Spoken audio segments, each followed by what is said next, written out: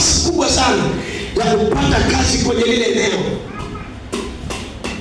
na lile eneo lilikuwa na uhitaji wa mtu huyo wa nafasi alionayo yeye kile, lakini tatizo alionayo ni tabia. Na tabia hiyo ni tabia ambayo amejiwekea yeye kuwa sehemu ya maisha. Habadiliki, haongei, hatufanyeje.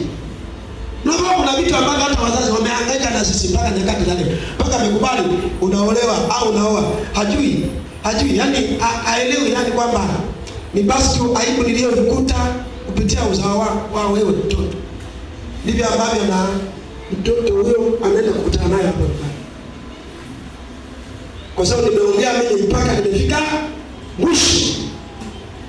Na sasa ndio nasikia kijana wangu nataka kuoa, lakini kikweli mpaka sasa hivi unajua kitandani. Nimeshawafikiri mama wanabaye na mama ndio anakaa na watoto kwa malezi.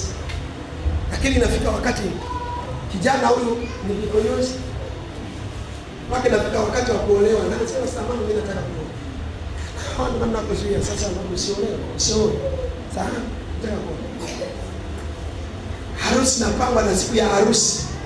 Mama anasherehekea lakini hana raha. Anajua huyo mdada huyu wa watu anakwenda kukutana na hili kitu ambacho mimi kama mzazi nimesababisha, nimesota nacho. Kwa sasa sielewa kitu bado. Mimi niliishi nacho kama mwanangu. Sasa yeye anaenda kuchukua. Niambia kwenye familia kuna mambo mengi. Mambo magumu. Mambo mazito. Bwana Yesu asifiwe sana. Amen. Jamaa anaenda mpaka pale amefika, akagonga milango.